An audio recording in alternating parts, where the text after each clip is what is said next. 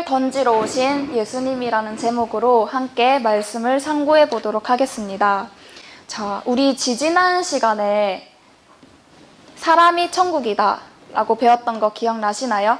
그때 마태복음 13장에 대해서 했었어요. 마태복음 13장을 무슨 장이라고 배웠죠? 네, 천국장. 마태복음 13장을 천국장이라고 하는 이유는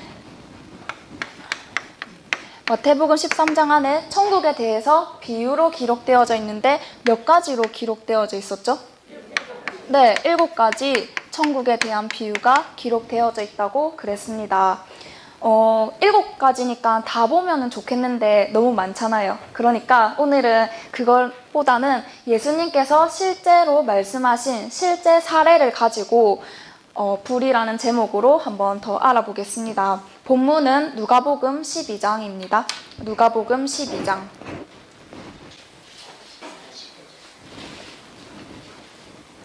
네, 찾으셨으면 함께 읽어보겠습니다. 시작. 내가 불을 땅에 던지러 왔노니 이 불이 이미 붙었으면 내가 무엇을 원하리요? 나는 받을 세례가 있으니 그것이 이루어 나의 답답함이 어떠하겠느냐? 내가 세상에 화평을 주려고 온 줄로 아느냐? 내가 너희에게 이르노니 아니라 도리어 분쟁케 하려 함이로라. 이후부터 한 집에 5사람이 있어 분쟁하되 셋이 둘과 하리니 아버지가 아들과 아들이 아비와 어미가 딸과 딸이 어미와 시어미가 며느리와 며느리가 시어미와 분쟁하리라 하시니라. 아멘. 자, 우리 본문 내용을 보니까 예수님께서 무엇을 하러 오신 것 같나요? 그쵸? 아니, 예수님이 화평을 주러 와야 되고 싸우고 있으면 말리러 오셔야 되는데 불을 붙이러 오셨다는 거예요. 우리가 이렇게 표면적으로만 말씀을 보면은 오해의 소지가 생기는 거예요. 예수님의 말씀하시는 것을 깊이 있게 우리가 보지 못하면 이런 오해의 소지가 생기는데 옛날에 예수님께서 내 살과 피를 먹으라 라고 말씀을 하신 것 다들 아시죠? 내 살과 피를 먹어라 하면은 우리는 진짜 이 살과 피를 먹으라는 말일까요? 아니다는 것을 생각할 수도 있는데 초기에 로마 교회는 어떻게 사람의 살과 피를 먹어 하면서 기독교는 야만 종교라고, 기독교는 야만 종교다 하면서 박해를 했던 거예요. 말 한마디에 아 다르고 어 다르다고 하듯이 이 말의 오해를 가지고 어마어마한 사회적 파장이 일어나고 수많은 기독교인들이 박해를 당하고 또 고난과 죽임을 당해 갔습니다. 이 작은 오해에서 비롯되었던 거였어요. 그래서 오늘은 이 실제 사례를 가지고 예수님께서 불을 땅에 던지러 왔다고 하시는데 불을 던지러 오신 예수님에 대해서 조금 더 알아보는 시간을 가져보도록 하겠습니다. 49절에 보니까 예수님께서 내가 불을 땅에 던지러 왔노니 이 불이 이미 붙었으면 내가 무엇을 원하리요? 라고 말씀하시죠. 네, 이거는 이 불이 좀 붙어라, 불 제발 붙어라 하고 말씀을 하시는 거예요. 상상을 해봅시다. 산에 갔는데 산에 가서 길을 잃어버렸어요. 그런데 비바람이 몰아치고 있어서 너무 추워서 성냥개비로 불이라도 붙이려고 이제 성냥개비를 열었더니 성냥개비가 다 젖어 있는 거예요. 그 젖은 성냥개비에 불을 붙이려면은 얼마나 애달프겠어요. 젖은 성냥개비에 불이 잘 붙을까요? 안 붙겠죠. 불은 붙여야 되는데 불은 안 붙고 그렇게 불 붙이는 사람의 마음이 얼마나 애달프고 간절하겠냐는 거죠. 그런 게 예수님의 그 간절한 마음을 지금 이렇게 이미 붙었으면은 무엇을 하리요 하면서 말씀하고 계시는 겁니다. 자, 예수님께서 불을 땅에 던지러 오셨고 이 불이 붙기를 원하시는데 불이라는 개념을 도대체 어떻게 해석할 거냐는 거죠. 활활 타오르는 불일까? 아니면 뭔가 열정을 말씀하시는 걸까? 우리가 계속 생각을 해봐야 된다는 겁니다. 우리가 알고 있는 불은 성경에서 우리가 알고 있는 불은 해석하면은 무엇으로 알고 있죠? 불에 대한 의미를. 네, 성경상에서 불은 진리의 말씀으로 알고 있어요.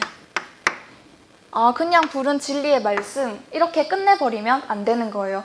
묵상을 해야 돼요. 왜 불이 진리의 말씀인지 성경을 더 파고들어야 되고 하나님이 이거를 가지고 말씀하시는 게 뭔지 의도를 우리가 더욱더 파악해야 된다는 거예요. 묵상을 안 하는 거는 학교 다니는 학생이 수업을 열심히 듣고 집에 가서 복습 안 하는 거와 똑같은 거예요. 우리는 신앙적으로 모범생인 신앙생이 되어야겠죠. 네. 자, 그러면 예수님은 불을 붙이러 오셨고 우리가 불 붙는 게 소원이래요. 그러면 나는 어떻게 불을 붙일 거냐는 거죠.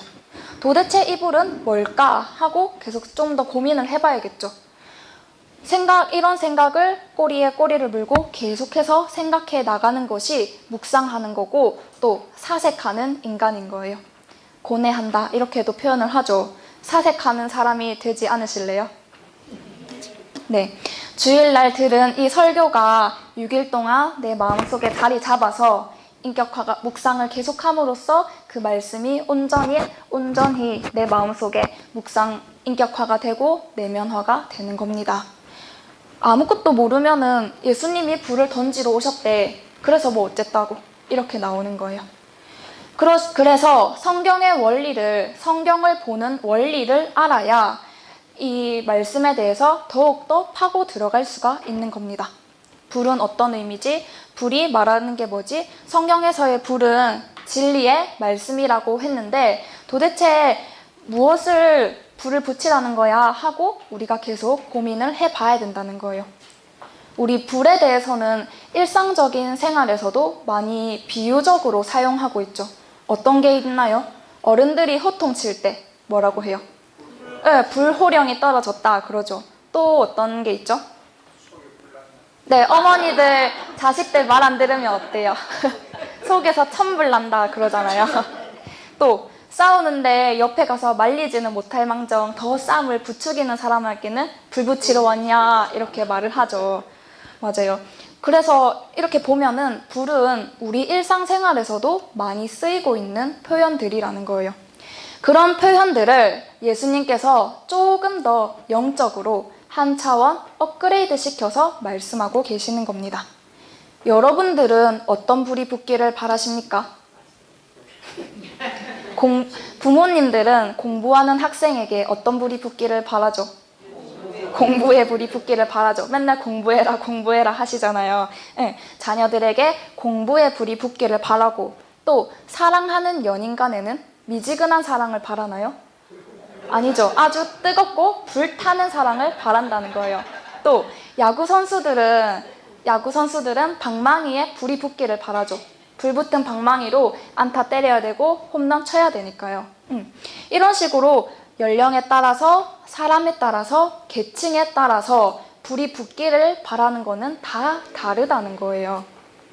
자, 그러면 이제 불에 대해서 우리가 알아봐야 되는데 제일 첫 번째로 이 불에 대해서 문자적으로 봐야 될까요? 아니면 비유로 봐야 될까요? 네. 문자적으로 해석했을 때 풀리지가 않는다면 이거는 비유로 봐야 되는 겁니다. 우선 비유가 무슨 뜻이죠? 국어 시간에 배웠는데 비유 빗대어 사물에 대해서 빗대어 표현하는 것이죠. 있는 그대로 말하는 게 아니라 빗대어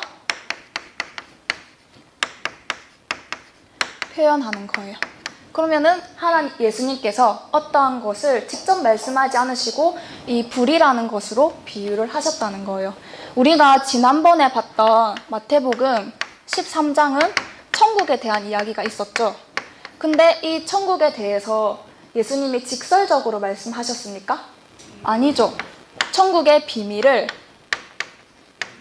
비유로 설명했다고 합니다. 비유. 자, 그러면은 비유면은 우리가 비유를 또 풀어야 되잖아요. 푸는 원리도 있겠죠. 비유를 잘못 풀어버리면 이거는 사이비적으로 가는 거예요.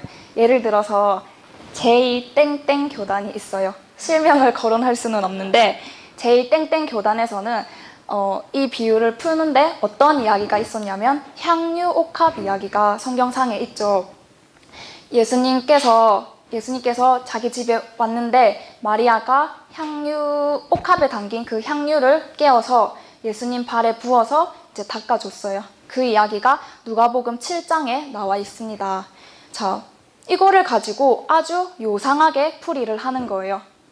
옥합은 뭐냐면 처녀가 평생 그 돈을 모아서 나중에 시집가서 쓸 향이 나는 기름을 비축해둔 항아리거든요. 근데 그거를 목에 걸고 다니기도 해요. 값으로 따지자면 한 노동자의 1년 품삯 정도 된대요. 노동자의 1년 품삯. 그러면은 되게 가치 있는 거잖아요. 되게 그동안에 돈을 차곡차곡 모아뒀던 걸로 산 거니까. 근데 그거를 깨서 예수님의 발에다가 부었다는 거예요. 이 부은 거를 가지고 이 이야기는 비유다 하고 풀어버리는 거예요. 어떻게 해석하는지를 제가 찾아보니까 신부가 첫날 밤을 위해서 향유옥합을 준비했듯이 처녀가 남편을 위해서 준비하는 것이 뭡니까? 순결 아닙니까? 그러니까 향유옥합을 깼다는 것은 처녀의 순결을 바친다는 겁니다. 그러니 성도 여러분들도 그런 처녀성을 교주에게 바칠 수 있는 그런 신앙인이 되어야 됩니다 하고 가르치는 거예요. 들으니까 어때요? 맞는 말 같나요? 모르는 우리가 들어도 이상하게 느껴지죠. 또 통땡 교단이 있습니다. 거기에는 피가름 교리라는 게 있는데 성경상에서 제일 첫 번째 등장하는 인물이 누구죠? 아담이죠. 아담이 무슨 잘못을 저질렀어요? 하나님이 선악과는 절대로 따먹지 말라고 했는데 그 선악과를 따먹어 버렸어요. 선악과를 따먹었는데 우리가 그냥 일반적으로 상식에는 선악과를 따먹었다 하니까 뭐 과일 하나 이렇게 툭 떼서 먹었다라고 생각을 하잖아요. 그런데 여기 교단에서는 그 선악과를 따먹었다는 표현을 가지고 성적으로 해석을 하는 겁니다. 성적으로 해석을 해버리니까 성적으로 타락한 역사로 해석을 해버리는 거예요. 성적으로 타락했으니까 성적으로 다시 회복해야 된다고 가르치고 있는 거예요. 이런 식으로 자신들의 그런 성적으로 문란한 이런 행위를 정당화시키고 있는 겁니다. 진리의 말씀을 영적인 해석을 한다고 하는데 어떤 식으로 해요? 자기들의 입맛에 맞춰서 자기들의 성적인 문란을 정당화하는 데 사용하고 있다는 거예요. 그러니까 일반 기성교회 목사님들은 성경은 비유로 보면 안 된다고, 함부로 비유로 봐서도 안 되고 그냥 성경은 있는 그대로 문자적으로 보는 것이 제일 안전하다고 말을 해요. 왜냐하면 이런 사이비 종교들의 성경 오용 사례 때문에 두려움이 내재되어 있거든요. 이야기 들어보니까 함부로 비유를 풀기도 겁나죠, 사실. 네. 자, 그러면은 그렇다고 우리가 위험하다고 무조건 성경의 내용을 그냥 문자적인 그대로 이해할 거냐는 거죠. 그거는 또 아니겠죠. 우리가 불을 던지러 오신 예수님을 가지고 예수님이 진짜 활활 타오르는 그 불을 던지러 오신 걸까요? 아니겠죠. 그러면은 그런 문자적인 뜻이 아니라면 우리가 비유로 봐야 되는데 아까 말했듯이 이 비유를 잘못 풀면 사이비적으로 빠지기가 쉽다는 거예요. 자, 그러면 예수님은 비유를 푸는 방법을 안 알려주셨을까요? 성경은 한 권이죠. 큰 책 한 권인데 이 비유를 푸는 방법에 따라서 수많은 종파와 교단들이 생겨났습니다. 어떤 교단들이 있어요? 장로교, 감리교, 침례교, 안식교, 세례교 등등등 이렇게. 성경은 한 권인데 그 비유를 푸는 방법이 제각각 틀리다 보니까 여러 가지 해석들이 나와서 여러 가지 교단이 생기게 된 거예요. 자, 그러면 예수님은 좀 안전하게 이 비유를 풀 수 있는 방법을 알려주지 않으셨냐는 거죠. 예수님이 알려주신 방법이 있겠죠. 그것이 이제 무엇이냐면 성경을 푸는 원리. 성경은 성경으로 해석하라. 뭐라고요? 성경은 성경으로 해석하라. 한번 같이 읽어볼까요? 시작. 네, 성경은 성경으로 해석을 해야 됩니다. 옥합이 왜 처녀성인지 성경 어디에 있냐는 거죠. 그거를 따질 줄 알아야 되고 성경을 통해서 찾아볼 줄 알아야 되는데 그냥 맹목적으로 믿고 그 속에 젖어드니까 맹목적으로 믿고 받아들일 수밖에 없는 거예요. 성경은 어떻게 해석해야 된다고요? 내 마음대로 해석하는 것이 아니라 예수님은 마태복음 13장을 통해서 말씀을 해주신 거예요. 성경은 성경으로 해석하라고. 자, 그러면은 이제 성경으로 해석을 하려면 우리가 오늘 뭐에 대해서 알아보기로 했죠? 불. 자, 불에 대해서 알아보려면 이제 성경상에서 이 불의 용도가 어떤지를 찾아봐야겠죠. 성경 속에서 불이 어떻게 사용되고 있는지, 어떤 이야기들에 불이 사용되고 있는지를 우리가 성구 검색을 통해서 한번 찾아봐야 되는 거예요. 성구 검색에다가 불 하고 검색을 하면 결과가 너무 많아요. 그래서 그 중에서 예레미야 23장이랑 예레미야 5장을 먼저 보겠습니다. 예레미야 23장 함께 보겠습니다. 예레미야 23장 램 하고 찾으시면 돼요.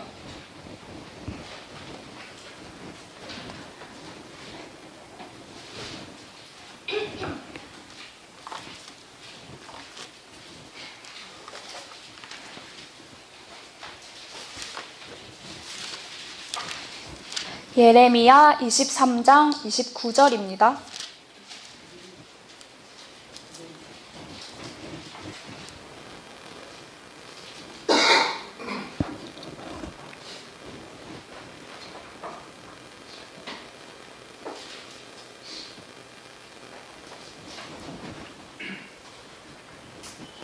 자, 함께 읽어보겠습니다. 시작. 나 여호와가 말하노니 내 말이 불같지 아니하냐, 반석을 쳐서 부서뜨리는 방망이 같지 아니하냐. 자, 하나님의 말씀이 뭐라고 합니까? 불같지 아니하냐, 또 방망이 같지 아니하냐 하는 거예요. 자, 말에 한번 맞아보신 적 있으십니까? 요즘 제일 무서운 사람이 중2잖아요. 그쵸? 자신이 제일 세상에서 제일 잘났어요. 허세 가득한 이 중2 학생들에게 어머니의 호통치는 소리가 무서울까요? 전혀요. 아마 물로 여길 거예요.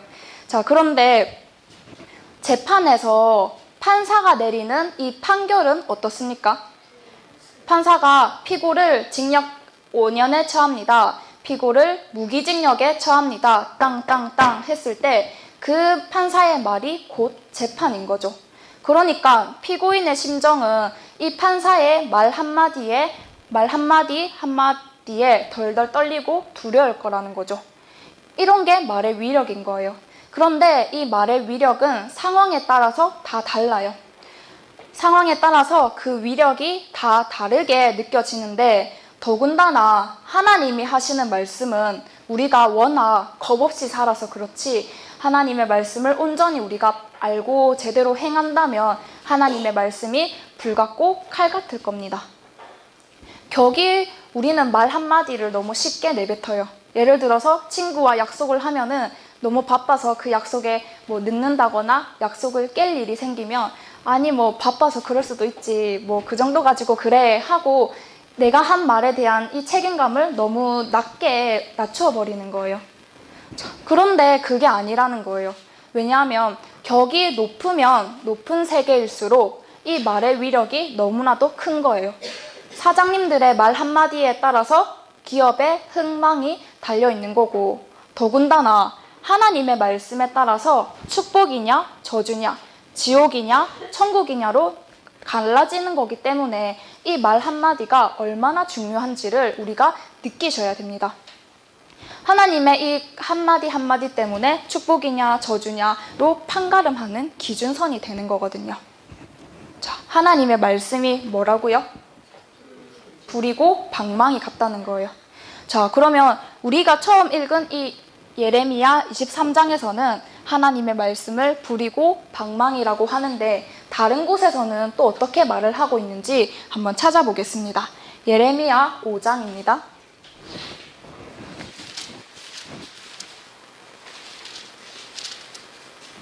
예레미야 5장 14절입니다.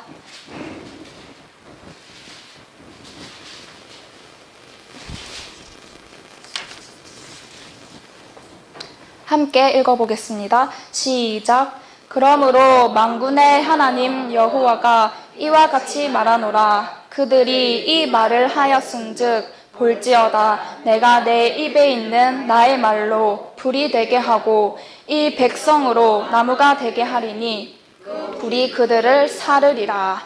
자, 여기서도 보시면 하나님의 말씀이 뭐라고 합니까? 네, 불이 된다고 하죠. 불로 백성을 무엇으로 만들어서? 나무가 되게 해서 태워버리는 거예요. 나무로 만들어서 불로 태워버리는 거예요. 이 말은 하나님의 말씀으로 이 이스라엘 백성들 너희는 지옥행 엄벌을 내린다. 너희들은 이제 사형 엄벌을 내린다 하고 하나님이 판결하시는 거예요. 자, 그러면 이 진리의 말씀이 불이라는 것, 불을 진리의 말씀으로 비유했다는 것 이제 아시겠죠? 네, 우리가 확인을 했죠. 그러면은 이 식을 우리가 찾았어요. 수학에서는 답이 맞는지를 확인하려면 뭐 해야 돼요? 검산해야 되죠. 그러면 우리가 불은 하나님의 말씀, 진리의 말씀이라는 거를 찾기는 찾았는데 이것이 성경 다른 곳에서도 불이라는 용어가 나왔을 때 진리의 말씀으로 넣어서 식이 풀어지는지 확실히 맞는지를 우리가 확인을 해봐야겠죠. 자, 그래서 이제 세 번째는 성경상에서 그 용도를 찾아야 되는 겁니다. 예수님께서 무엇을 던지러 오셨다고요? 불을 던지러 오셨죠. 불이 뭐라고 했죠? 말씀. 그러면 불에다가 말씀을 대입시켜서 다시 해석하면은 네, 예수님은 진리의 말씀을 던지러 오신 겁니다. 예수님은 진리의 말씀을 이 땅 가운데 던지러 오신 거예요. 말씀을 전한다고 하지 않고 던진다고 하죠. 제가 지금 여러분들에게 말씀을 던지고 있죠. 전하고 있죠. 말씀을 전하는 것을 비유화해서 불을 던진다라고 표현을 하는 겁니다. 자, 예수님께서 이 불이 붙기를 간절히 바라셨죠. 그거는 이 말은 내가 가르치는 가르침들이 너희에게 좀 와닿아서 믿음으로 받들여져서 30배, 60배, 100배의 그런 믿음의 역사를 재생산해낼 수 있도록 그런 말씀의 역사가 일어났으면 좋겠다 하는 마음으로 예수님은 간절하게 표현을 하신 겁니다. 자, 그러면 불을 말씀으로 보니까 해석이 됐죠. 자, 여기서만 풀리면 될까요? 이 식이? 아니겠죠. 다른 곳에 가도 불은 진리의 말씀으로 풀어져야 우리가 올바르게 답을 찾은 거잖아요. 나중에 이제 계시록에 보시면 두 증인이라는 사람이 있어요. 두 증인의 입에서 불이 나온대요. 진짜 활활 타오르는 불을 말하는 걸까요? 아닐 것 같죠? 또 마지막 시대에는 불심판이 일어난대요. 하나님이 이 지구를 불로 다 태워버린다는 뜻일까요? 아니겠죠. 우리 불을 배웠잖아요. 그러니까 이 불을 가지고 이제 집에 가셔서 성경을 이렇게 뒤적뒤적 해보면서 불을 가지고 해석을 한번 해보시는 거예요. 묵상을 해보셔야 됩니다.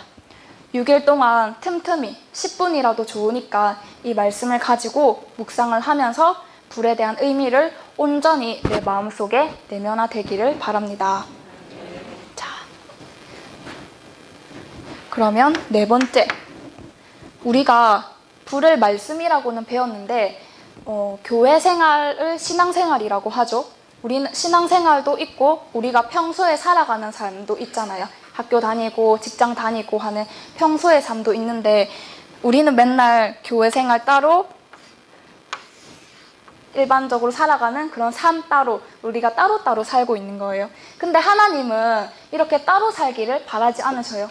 교회에서 하는 것처럼 집에 가서도 행동하길 바라고 그런 반듯한 모습으로 교회에서도 또 반듯하게 행동하기를 바라시는 거예요. 그러면은 신앙생활과 이제 우리의 일반적인 삶이 일치가 되어야 하는데 불이 말씀인 건 알았어요. 근데 이거를 내 삶 속에 어떻게 적용시킬 거냐는 거죠. 그쵸? 자, 예수님은 우리가 불을 붙기를 바라셨는데 실질적으로 이 불이 어떤 불일지, 어떤 불이 붙기를 바라셨는지를 한번 조금 더 보겠습니다. 부모님들은 자식에게 어떤 불이 붙기를 바라신다고요? 공부 잘하는 불이 붙기를 바라죠. 각자가 바라는 불이 있습니다. 예수님은 그러면 어떤 불을 붙기를 바라셨을까요? 예수님은 하늘에서 오신 하나님이에요. 동의하십니까? 하나님이 땅에 오시는데 하나님은 신이시잖아요. 그런 신의 모습으로 와도 우리에게 안 보이니까 육체를 입고 예수님으로 이 땅에 오신 거예요. 자, 그러면은 예수님이 하나님인데 하나님이 그럼 이 땅에 오신 거예요. 그러면 그런 하나님이 이 땅에 오셔서 지금의 나라들을 보고 지금의 교회들을 보고 지금 개개인들을 봤을 때 하나님은 무엇을 보고 한숨을 푹푹 내실까요?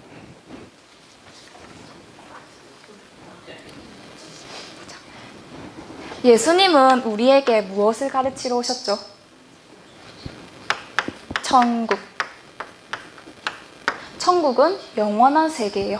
예수님이 천국을 가르치러 오셨다는 거는 우리가 천국을 알고 이런 영원한 세계를 좀 추구하는 삶이 되기를 바라시는 거예요.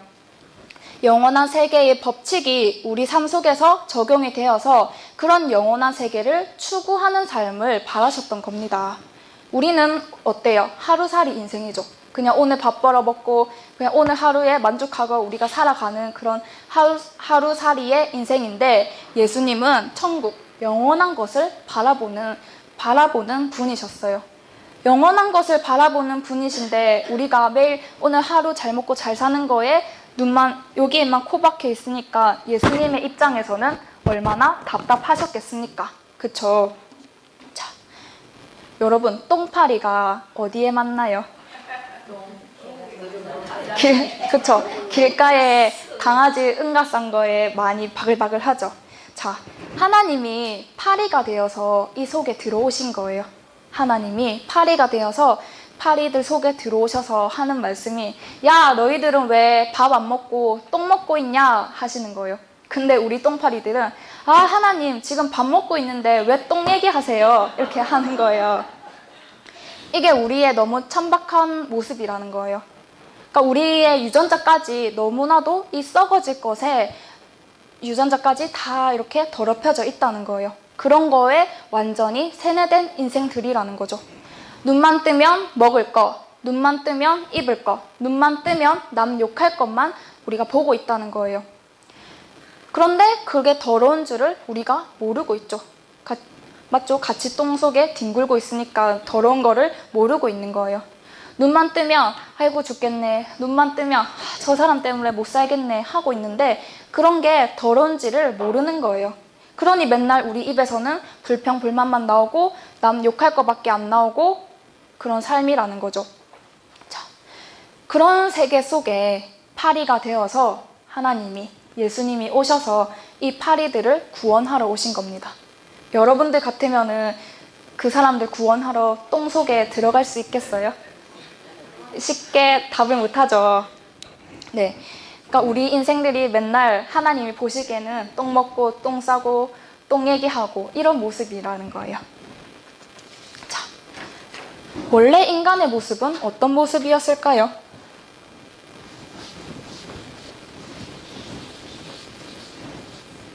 성경상의 제일 최초의 인물이 누구라고요? 아담.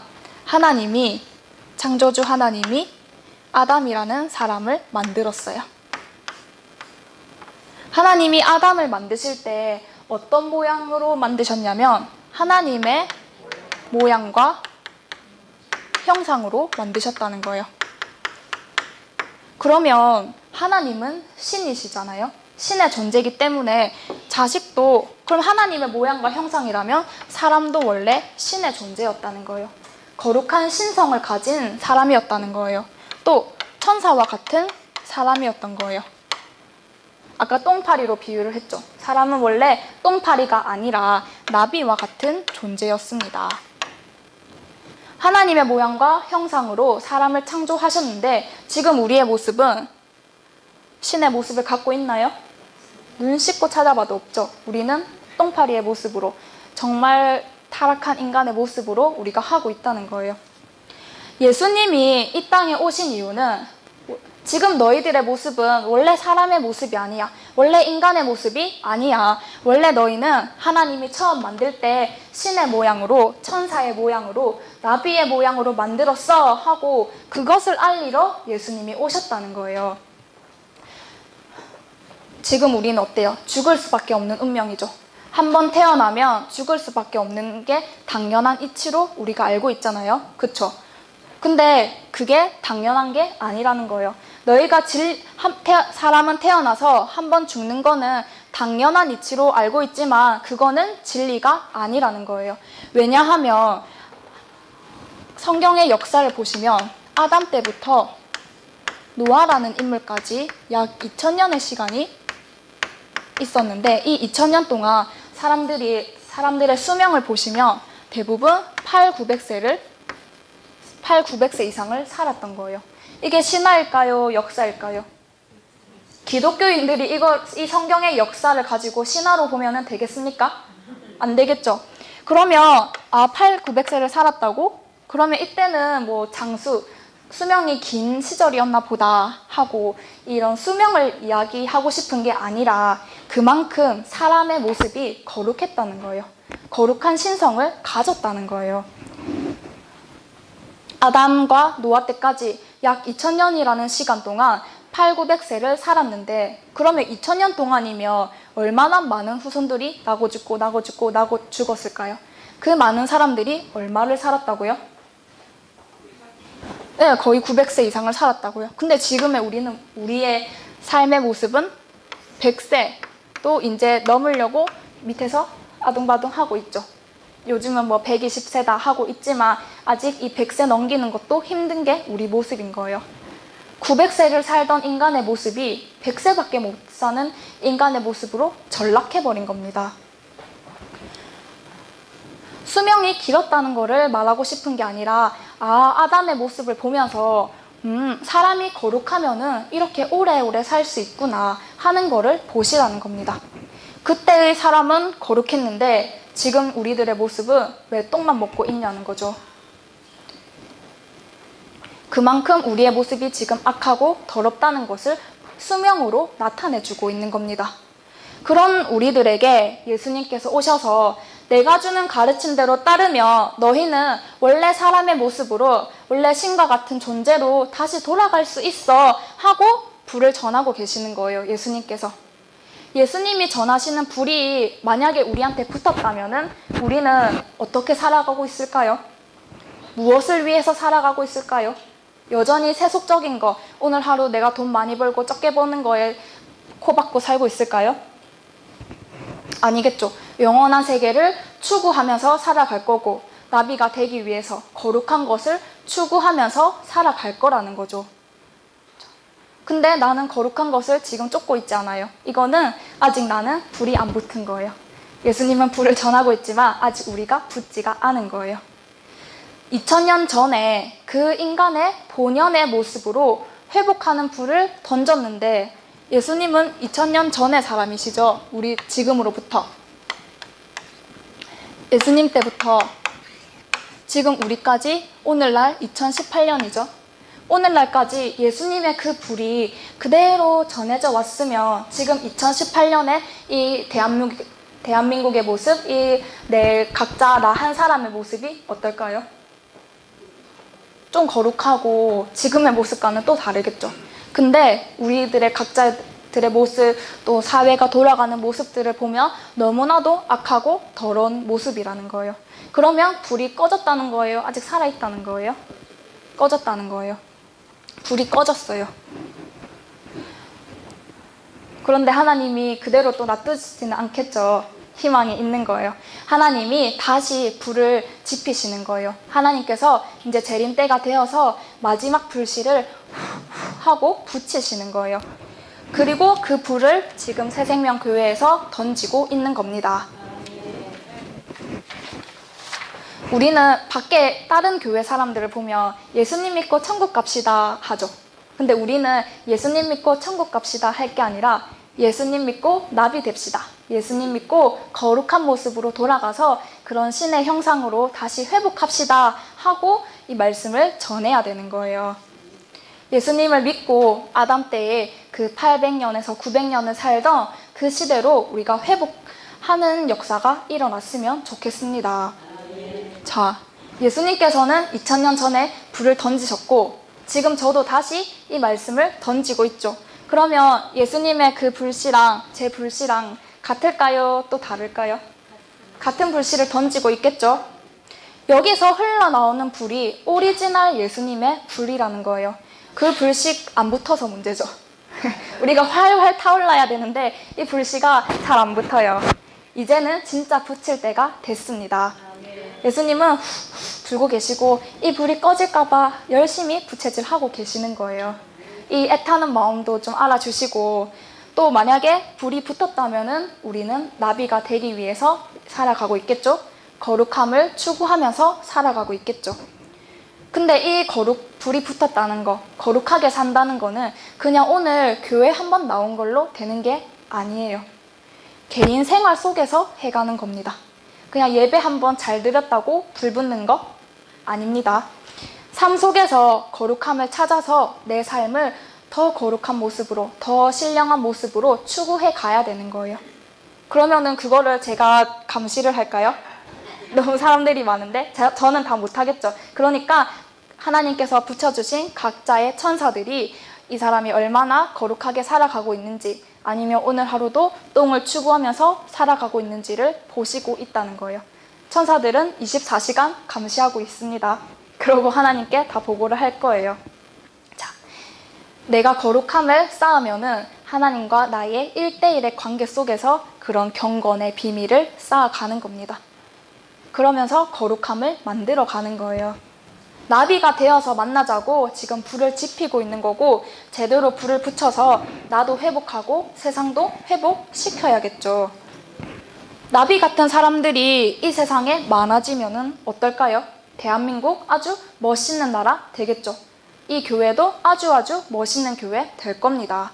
자, 그러면 부흥 같은 거는 절로 또 일어나겠죠. 이런 불이 붙기를 원하시는 거예요.